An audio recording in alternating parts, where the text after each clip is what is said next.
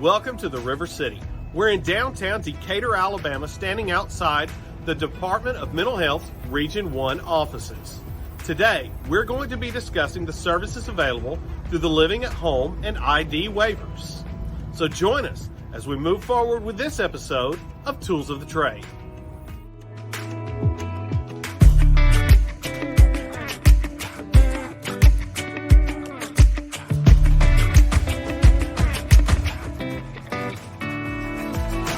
There is such a wealth of knowledge and information here at the regional offices in Decatur.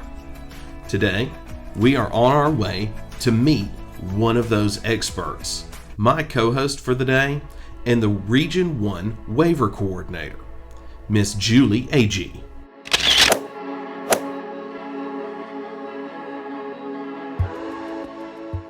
Julie, so we're going to talk about the IDDD and LAH, which is the Living at Home waiver here in Alabama. So let's cover some of these topics real quick. What do we need to know?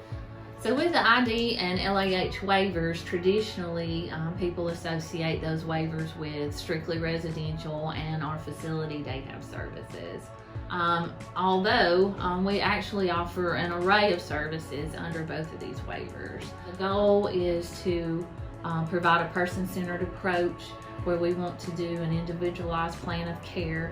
We want to highlight the goals that individuals have and put these services into place. We want you to be thinking about ways in which you can assist your individuals in living their best life. Ways where we can plug in these new services to where it's more person-centered, it's more individualized. Great. So there are a lot of services that we'll be discussing today, and you are the subject matter expert when we're talking about waiver services here. I think it may be best if we were to pack up and head out and let's talk to some providers about the real world application of actually executing these waiver services. What do you think? I think we need to get out there and talk to providers that are actually putting these new services into place. Let's find out what works, how they're incorporating that, and hopefully we can inspire you guys to come up with some ideas in which y'all can make those services work for the individuals that you serve. Sounds good. And now before we do that though, we do have a few people to stop and talk to on the way out. Then Let's hit the road. Ready? Let's go. Every ship has its captain, and here in Decatur, that is the Community Services Director, Kimberly Holyfield.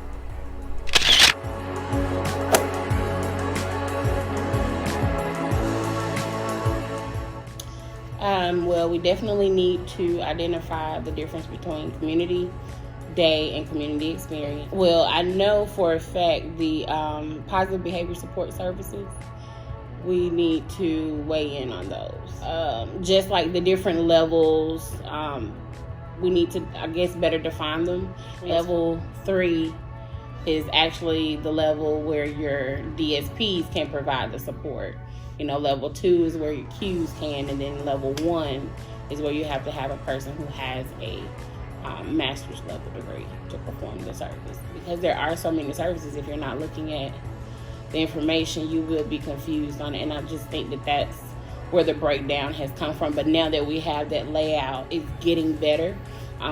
We just have to make ourselves more knowledgeable of the services and what the services do.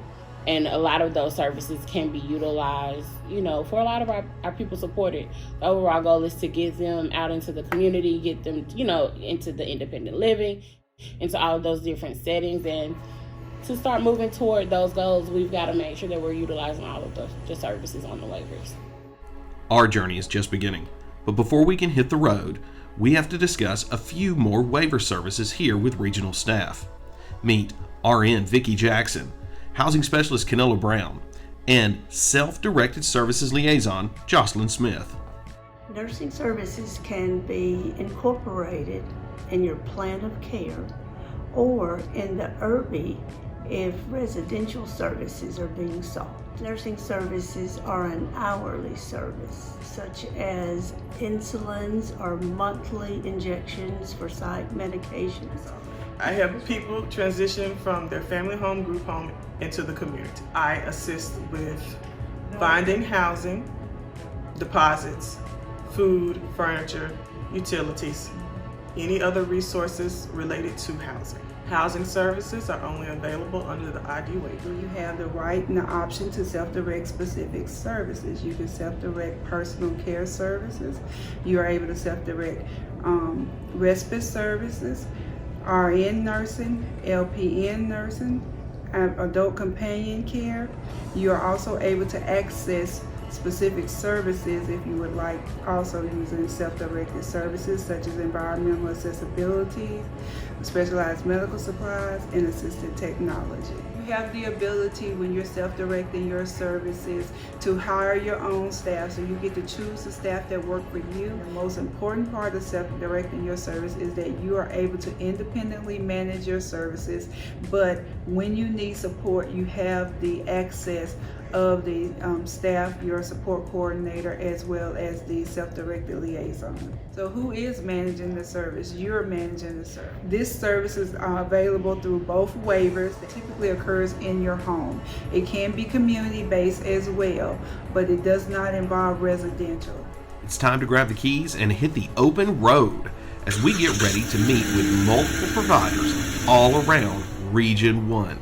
They are going to give us the insights as to how to actually implement waiver services across Alabama. The first leg of our journey starts in Decatur, Alabama, and finds us ending just down the road in Coleman. You know, people think about waiver services, right? We tend to think about residential services, but there's so much more to the waivers. There's so much more, and a lot of these services are way underutilized, like assistive technology, for instance. The waiver will actually pay up to $5,000 in assistive technology for an individual. They have to have a doctor's order, a prescription, and they have to exhaust all their Medicaid benefits, and we have to ensure that all that's done first. And then with that said, if they need the device, anything to assist them in the home to be more independent, we can provide that under the waiver. So again, it's all about being independent, living the highest quality of life possible, and that's what these waiver services are designed to do. Absolutely. We have supplies. A lot of our individuals get specialized medical supplies to purchase items that are not covered by their Medicaid. Diapers, wipes, pads. Insure would be another one if they've had some weight loss, to supplement their appetite. Anything like that would be considered supplies. Our first stop takes us to historic Coleman, Alabama, where we're here to visit Help at Home. We're going to be discussing the waiver services of adult companion, personal care transportation, and respite. To help us do that, we're first meeting with branch manager Brandon Evans, the state director of community living Deb Chambers, and the regional vice president of residential services Shane Willman.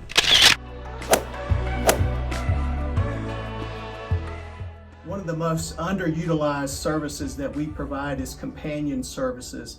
And with companion services, we send companions into the home who may assist or supervise with tasks such as meal preparation, laundry, and shopping, but they do not perform these tasks independently. They're just assisting with that. And also the delivery of companion services does not include any hands-on nursing care. Personal care services include keeping the client in their home to help with the activities of daily living. It's very important to allow the client to stay in their home with their family. We can go in and help assist with bathing, helping with transferring of patients. We can also help with routine care such as light housekeeping. We can also do meal preparation for like breakfast, for lunch, for a snack. We can assist with shopping, picking up their daily groceries that they need. Personal care can include a wide variety of different services. So an advantage of allowing personal care would be to allow the client to stay in the home, to be with their family. Okay, under the personal care transportation, our staff transports the individuals to the outing or appointment that they attend. We then, transport them back home. And it's a big relief for these families to understand that, we're there to provide the transportation along with the personal care needs. It encourages community integration and just helps us to be able to involve them in the day-to-day stuff in the communities. Additional services that we provide is in-home or at-home respite. There's 45 days that can be used per calendar year. This service is a service to give the primary caregivers a relief. Respite is very important. Individuals, families need a break. They live caring for the individuals daily. And if it's even 30 minutes away, it's a relief. A personal center plan is very important to each individual in meeting the standards to their needs and getting them involved in what it is they do. And then that gives us a plan to follow and to meet. It's a plan that's put together to meet their needs, their desires, their likes, in order to allow them to live life in its fullest. So we'll start to hear more about home and community-based settings, or HCBS standards, that are continuing to be developed and continuing to being pushed forward on a national level. And what it's doing with a person-centered plan is it's making this of the utmost importance. It's making sure that we're taking a comprehensive approach to the planning of an individual. We're making sure that we're applying consistent and fair standards across all of our waiver settings. And it's making sure that the individuals that we serve are receiving the best supports possible, specific to them, consistent with rules that are set forth for all providers in order for them to live the best life they can. As we pull out of Coleman, Alabama, it's time to head northeast to Jackson County. We're going to providers who really are the ones who are implementing these services, right? They're kind of the boots on the ground, if you will, of making sure that our consumers are being served properly and they're receiving the services that are best, not only best for their situation, but they're also driven and part of the plan that are driven by the person being served. So we talked about two of them. What else? What are some of the other? So under the waiver, we have the physical therapy, occupational therapy, speech therapy. Again, once all of their Medicaid or other insurance options are exhausted, the waiver can pick up with that. You could have a doctor's order saying that they need physical therapy due to limitations in whatever. If the provider's seen a decline with their ambulation, with their gait, that's just a waiver service that we could provide. They could consult with us as far as trying to get a physical therapy consult. With occupational therapy, same with that, and also with speech, which would include like swallowing issues, any type of chewing or swallowing issues that they might be having. We could assist with that speech evaluation also. So that's just some things that people are probably, those services are a little underutilized because we don't really think about those as much as we do some of the other ones. And with the setting, the home and community-based settings rule, we're all moving forward with that. It's just striving to do individualized plans, person-centered plans, doing what's best for that individual. And as we move and strive toward that, we need to be utilizing all the services available if it benefits that individual. So we just need to kind of keep an open mind as far as that goes and kind of explore all avenues until we've exhausted all the options that could benefit the individual. So. We arrive in Scottsboro, Alabama to meet Hannah and Sarah. While many agencies have been engaged in their communities over the years, only a handful have been doing it as long as these two. We're here today to talk about community experience and community day hab. The implementation of these services are the cornerstone of the arc of Jackson County. So community experience to me is pretty much inclusion in our environment, networking in your community, volunteer service, acts of kindness through our individuals to our Most important things about community experience is the building of relationships. When you're with someone each day or each week, you become more a part of your community. You develop friendships. It's just more meaningful.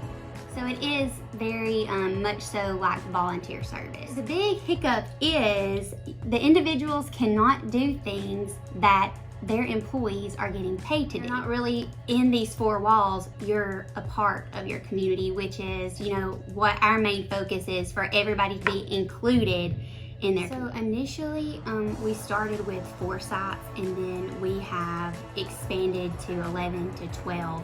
And mainly that's really myself and other staff members just getting out and bringing awareness to our program and what we offer. And so technically it started with a church and with the Lions Club, which is our biggest organization. We've been doing community experience for 4 years now. And then initially when I was reading about Community Day Hab, I was like, well, I feel like it's kind of the same thing, except you're training on things that they would do in-house, yet you make it versatile to be trained on out in the community. As with community experience, it is volunteer service and making those connections. Community Day Hab is accomplishing the same types of things you're accomplishing within a facility, but you're doing it in the community. And we've been doing our socialization classes in the community for years. I mean, this isn't a new thing for us. People learn better when it's in actual circumstances, not when you're just practicing like something is happening, but it is actually happening. When you're out in the community, you're observing how other people are interacting. It's just a lot more natural, and people learn better that way.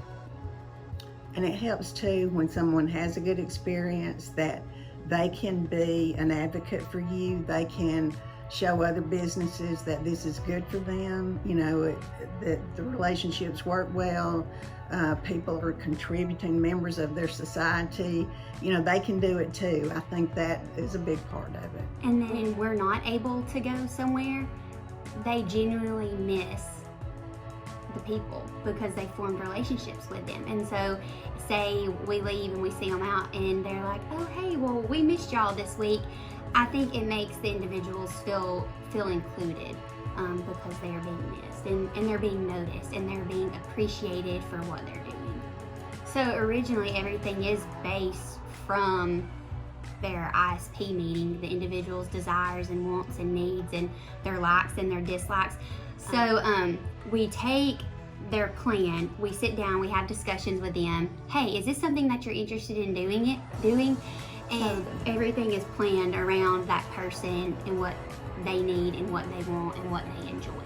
And the more they are doing things, the more empowered they become. And once they've had those different experiences, it's an educated decision. The more knowledge that you have of your community, the more knowledge they have, definitely it would drive your rehabilitation services. And it also helped that in 2016 we were already making the moves to community inclusion. And so that has tremendously helped us because we already did have a lot of community support. And so we just kind of grew and expanded from what we had initially created in 2016. With its support employment, we've developed a lot of connections within our community, and that's also helped. I think you're going to get out of it what you put into it, and it's all about just how driven you are personally. So I think you've got to be quick on your toes. You always need to be up for change. You have to always have a backup plan, and you have to think quick and always be prepared. Don't just have an A, always have a B, C, D, E, F, G. Another thing is use your own connections. Mhm. Everyone has connections to their community, either your church or where you go to eat, or there's a thrift store you like to go to, or a retail store. So use the connections that you already have, and if you'll get your staff together, I mean, they're going to be a wealth of information. The staff knowing the individuals and their strengths, their needs, so that they feel prepared when they go out. It's the same thing we want when we go somewhere. We want to feel like, we're up for the challenge. We're well informed.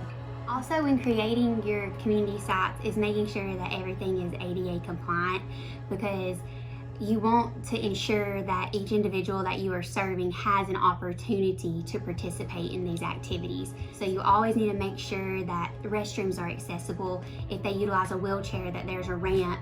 Another thing that I always looked at when going to these sites is, do they have a kitchen, or do they at least have a refrigerator or a microwave that you can use so you can serve lunch during that time frame? Get out and get involved.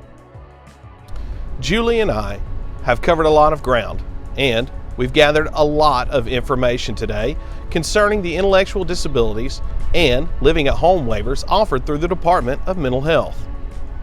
Because there's so much great information, we want to make sure that it all gets out there. So we've decided to make this a very special 2-part episode. So be sure to subscribe to our channel, like our video, and hit the notification bell below so that you will be informed when the next episode drops. Thank you for joining us today, and we'll see you soon on Tools of the Trade.